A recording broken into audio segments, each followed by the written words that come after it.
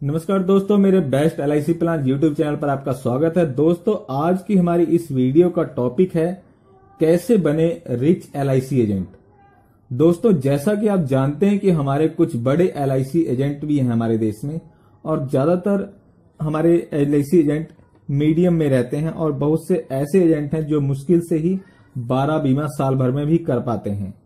LIC agent ज्यादा कमा नहीं पाते, इसका एक मुख्य कारण रिबेट भी है। इस समस्या के कारण कमाई हुई रकम भी उनके हाथ से निकल जाती है और वे अपनी गरीबी से निकल ही नहीं पाते। दोस्तों, इस समस्या से निजात पाने के कई तरीके मैंने पहले भी आपको बताए हैं, जिनसे आपको लाभ भी मिला ही होगा। और यदि आपने वो वीडियोस नहीं देखी हैं तो उनका लिंक आपको इस वीडियो के डिस्क्रिप्शन में मिल जाएगा, वहां से आप उन्हें देख सकते हैं। उसी सीरीज को आगे बढ़ाते हुए आज मैं आपको एक और तरीका बताने जा रहा हूं जिससे डेफिनेटली आपको जरूर बेनिफिट होगा। तो आइए शुरू करते हैं।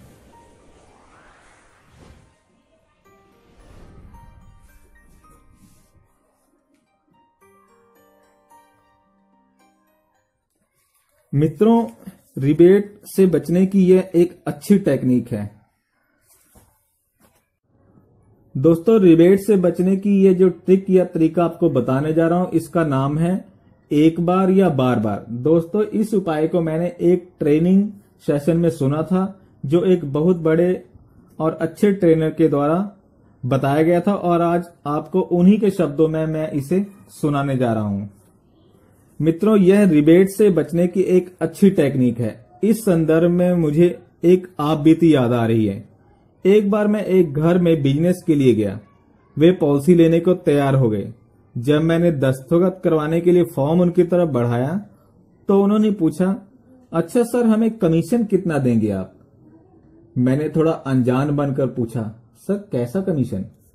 वही जो दूसरे एजेंट पॉलिसी करते समय छोड़ देते हैं, यानी रिबेट देते हैं। उन्होंने और स्पष्ट किया, अच्छा, आप रिबेट की बात कर रहे हैं सर।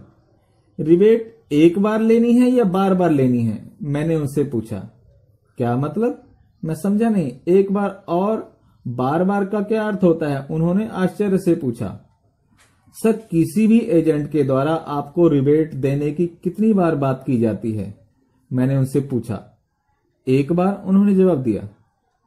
सर, आप रिबेट किस बात से निर्धारित करते हैं? अब मेरा अगला सवाल था ये। कमीशन के आधार पर, उन्होंने जवाब दिया। सर, लेकिन कमीशन तो हमें बार बार मिलता है। जितनी बार आप प्रीमियम जमा कराएंगे कमीशन हमें उतनी ही बार मिलेगा। फिर रिबेट सिर्फ एक ही बार क्यों लेते हैं आप? मैंने उनकी आंखों में झांक कर पूछा।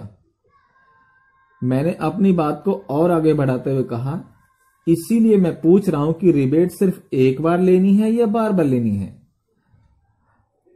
उन्होंने फिर बोला कि अगर आप बार बार देने को तैयार हैं तो हम बार बार लेना चाहेंगे। तब मैंने कहा, सर, अगर आपको बार बार कमीशन लेना है, बार बार रिबेट लेना है, तो पहली बार वाला छोड़ना पड़ेगा, तब हम आपको बार बार देंगे। क्या मतलब? उन्होंने मेरा मुंह देखते हुए पूछा। सर, आप मुझ पर भरोसा करें। अगर आप पहली बार मुझसे मिलने वाला कमीशन मेरे लिए छोड़ देंगे तो मैं आपको अगली बार से बार बार दूंगा। आप विश्वास करें और हमें मौका दें तो स्वयं आपको पता चल जाएगा कि आपके लिए कौन सा अच्छा है, एक बार देने वाला या बार बार देने वाला। वे मेरी बात पर विश्वास करके तैयार हो गए। मित्रों, जब उनकी रसीद आई तो मैं रसीद पहुंचाने उनके घर गया। मैं करीब 3-4 किलो फल और मिठाइयां साथ में लेकर गया। सर, आपकी रसीद आ गई है। मैंने एक सुंदर सी फाइल में रसीद रख कर दी। यह देखकर वे बड़े खुश हुए। अरे sir, thank you very much, लेकिन आप इतना सब ले आए? उन्होंने मुस्कुराते हुए कहा। सर, यह तो पहली बार की किस्त है ना। मैंने हंसते हुए जवाब दिया। वे भी हंस पड़े। अरे वाह, बड़ा अच्छा लगा। कुछ दिनों के बाद उनके बच्चे का जन्मदिन था। मैं सवेरे सवेरे बधाई दी और एक अच्छी सी ड्रेस ली और शाम को उनके घर पहुंच गया। अरे सर, आप इतना कष्ट क्यों करते हैं? उनकी पत्नी ने कहा। भाभी जी, ये बार बार की दूसरी रसीद है। मैंने फिर से हंसते हुए कहा। मित्रों, वे मेरा इशारा समझ गए और हंस पड़े।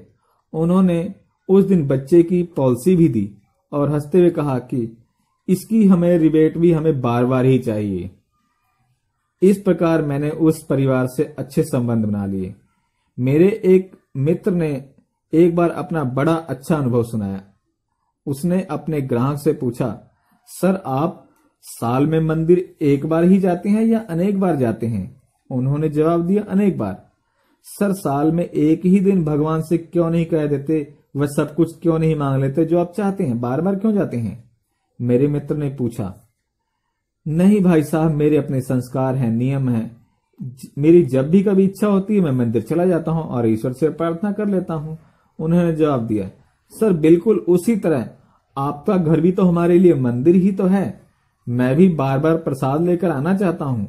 भगवान तो खुश होकर सब कुछ दे ही देंगे और मेरे लिए आप भी भगवान का ही रूप हैं। अगर आपको हम भगवान ना माने तो निश्चित तौर पर आपके निवास को तो हमें मंदिर मानना ही चाहिए।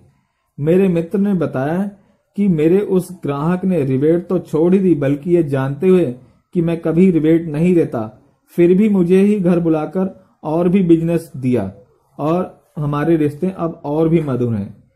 इसलिए मित्रों, जब हम भावनाओं से बात करेंगे तो हमारे व्यक्तिगत संबंध बनाने का स्थान प्रमुख होना चाहिए। आज के भौतिक युग में हमेशा मिलते रहना और सिर्फ मिलते रहना ही नहीं, बल्कि सेवा देना और ख्याल रखने का बहुत बड़ा महत्व है।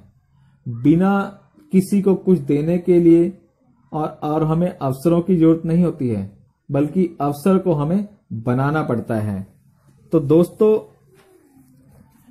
इस वीडियो से उम्मीद है कि आप भी बेनिफिट उठाएंगे और जरूरत पड़ने पर इस तरीकों को भी आजमाएंगे और ईश्वर की कृपा से आप भी LIC के एक अमीर एजेंट्स की गिनती में गिने जाएंगे। ईश्वर आपको सफलता की नई ऊंचाइयों को छूने में योगदान करे। इसी कामना के साथ आपका बहुत बहुत धन्यवाद। जल्दी ही फिर मिलेंगे अगली किसी और नई वीडियो में नई जानकारी के साथ। तब तक के लिए जय हिंद, धन्यवाद।